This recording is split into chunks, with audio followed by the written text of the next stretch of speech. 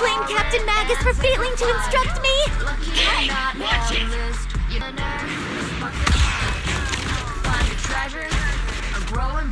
YouTube, what is going on? It is your boy Cam for YouTube Comedian. We are back with another Gacha on the Gacha. As you can tell from the intro, we are back on Triple Z version 2.2. We have pulled Orphie and her signature W engine, and in this video we're basically just going to use this as a way to showcase her in both Deadly Assault and the latest Shiyu defense. So hopefully you guys are looking forward to that. It has been a very busy day for me as far as content uploads are concerned. I just literally got done editing and uploading the video I did for the Honkai Star Rail version 3.6, where I did Evernight pulls, did a build for her, showcasing my build for her, and also doing some gameplay for her as well. As soon as I'm done with this video, I'm gonna go back on Star Rail because now I have to get things ready to record the new in-game mode that just dropped for that anomaly arbitration. So if you're someone who's interested in Honkai Star Rail, stick around and be on the lookout for that video as well. So a lot of stuff that's available. I'm continuing the grind. Also, for all my Goddess of Victory Nikkei peeps, dropped a video earlier this week for the Resident Evil collab where we did pulls to MLB Ada. So if you're interested in that, be sure to check it out on our Gacha to Gacha playlist on the channel. So I'm grinding out this content, trying to get it out for you guys as soon as I can, but not, you know, not skipping out on the quality, obviously. So do your boy a favor, do him a solid. Show this video some love, like the video, comment, subscribe to the channel if you have not. Click on that bell icon to be notified of all future posts that we drop on this channel. And share this video across all you Gacha degenerate friends. Help us get to 1K sub, guys. Let's real quick go over Orphie's stats and what I've done for her build. So obviously these are overall stats in the first page. So as far as skills, got her at max skill core, and I made sure to prioritize her special attack because this is the bread and butter of her kit. Most of her damage and contribution to the team is going to come from her special attack. She is an off-field character, and as far as her equipment is concerned, have her signature W engine. And then I heard, so from a couple of guides and stuff that I use, shout out to Games 8, I heard that her damage is more like, if you want to make sure she does a decent amount of damage, she really kind of relies heavily on her signature W engine. So depending on how much you are willing to invest in this character, that might be a plus or a negative. I don't know, but it's there. I could be wrong. Games 8 could be wrong. There could be a very good alternative W engine for her. So if there is, use that. As far as her disc drives are concerned, so we are using the 4-piece Shadow Harmony and 2-piece Swing Jazz. Obviously, she relies a lot on energy regeneration, and also she's an Aftershock character. So if we're looking at her 4-piece, 5-piece, and 6-piece main stats in particular, so 4-piece is at crit rate, 5-piece is attack, and 6-piece is energy regeneration rate. So there we have it. So let's right now, we're going to cut to some gameplay for Orphie, and then when we come back, I will give you guys my thoughts and opinions on how I feel about Orphie. Do not use it. Do not use what I'm going to say about her as a whether or not you should or should not pull for her. Waifu over meta. If you're going to play, if you're already planning on pulling for her, don't let me convince you otherwise. Go for it. So I've done enough yapping. Let's switch over to the gameplay.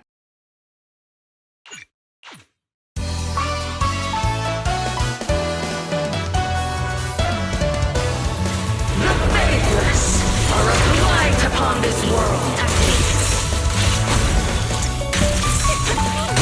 Not over yet.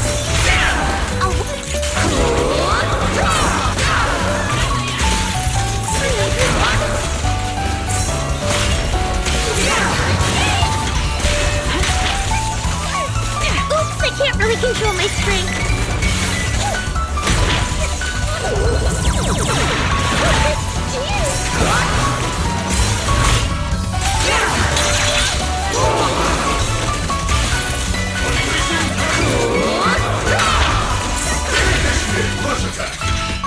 Recalibrating. Not over yet.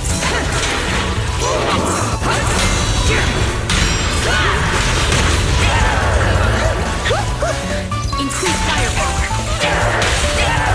Continuing combat until target neutralized. Tactical strategy. Scorcher. Affirmative.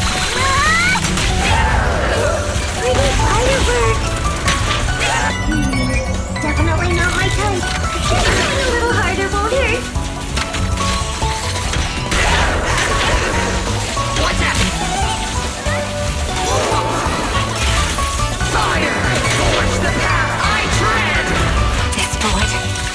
reach its mark. I can't really control my strength.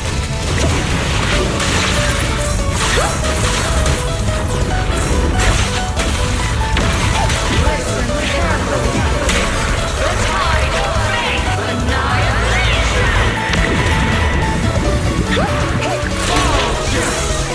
Brutal resistance.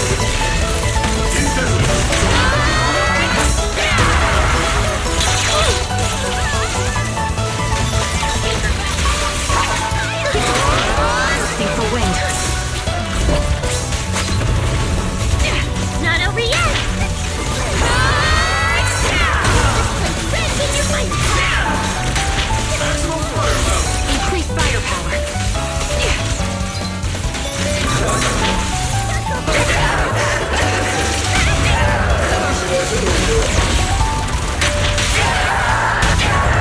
It's your turn to blossom.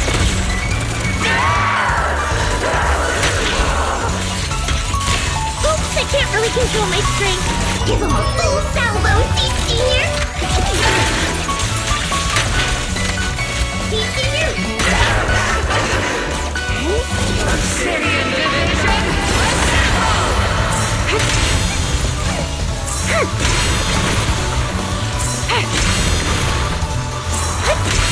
Maximum firepower.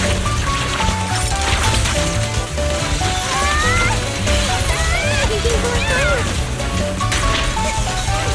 Initiate first attack.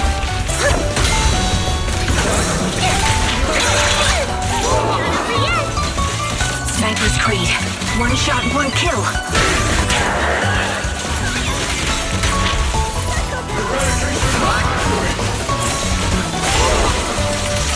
Show no mercy.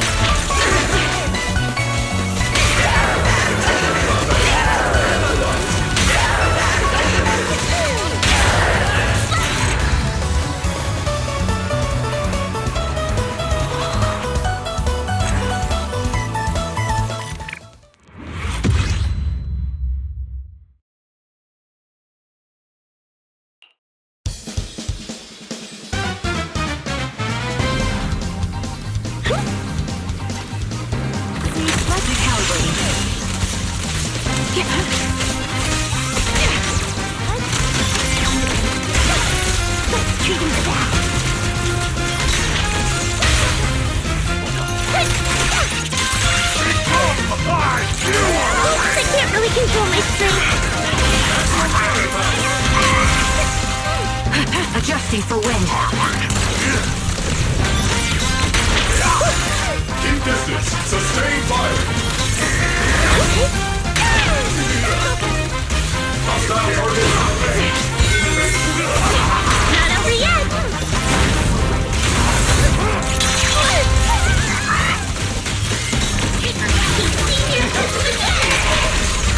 Show no mercy. Rock you. Initiating devastating fire. Recalibrating. Let fear. Oops, I can't really control my strength. This bullet will reach its mark. Look, pretty firebird. I'll warp. Tactical strategy.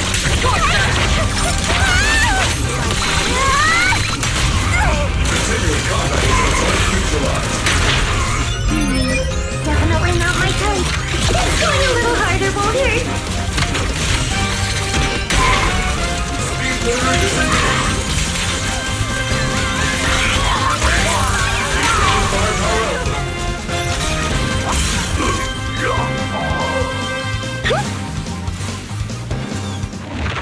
All right, so we just saw some gameplay for Orphie. So I am still getting used to her gameplay and her team chemistry with the premium Orbital team. So how do I feel about her overall?